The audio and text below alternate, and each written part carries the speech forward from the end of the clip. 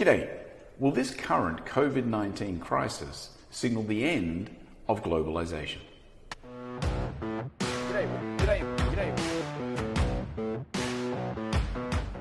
Welcome to day 4 of the lockdown here in Malaysia, and in case you've noticed, I've decided that I'm not going to shave for the duration of this little lockdown.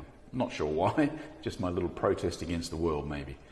But globalisation is something that I've been thinking a lot about recently, because I've seen a few economic advisors and experts talking about this crisis potentially taking us to a world of de-globalisation.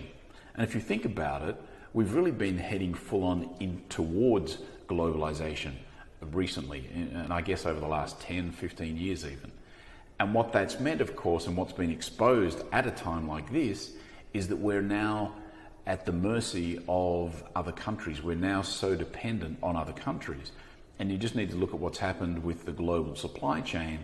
It's basically come to a halt because so many various businesses in some countries rely on supplies from another country. Therefore, in a lockdown situation like a lot of countries around the world are having right now, they can't get the stuff they need to survive.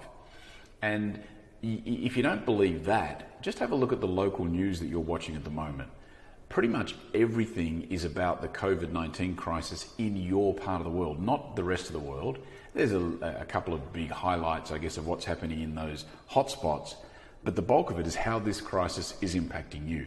And so I think it's probably a pretty fair statement to say we're moving towards de-globalisation, and I think there'll always be an element of interdependence on each other for sure. But I wonder if this crisis means we're going to be a lot more nationalistic, because we've seen those trends politically coming now for a while, and this really just almost supports the nationalist kind of ideals in many ways. And I wonder if that happens, what does that mean to your business? How much of your products, your supplies, your goods and services that you've got, how much of that is relying on people from other countries or from supplies from another country? Is your global supply chain a risk for you, a risk factor, given a situation like we have now where it's locked down? What about your customers? You know, if you're in the travel and tourism industry, of course, you're relying a lot on international tourism, not just domestic. Now, you know, that's going to take a while to recover. That's what everybody's saying. Business may well resume, but tourism, you would think, is going to be a bit slower. So as we look towards maybe now starting to come out of this crisis, what's going to happen in the next, hopefully, weeks and months ahead, I think it's probably a good time to start thinking about how much your business is reliant upon factors outside of your country, on supplies outside of your country. And some of you might not even know. You might get it from a local supplier. Turns out they get it from China.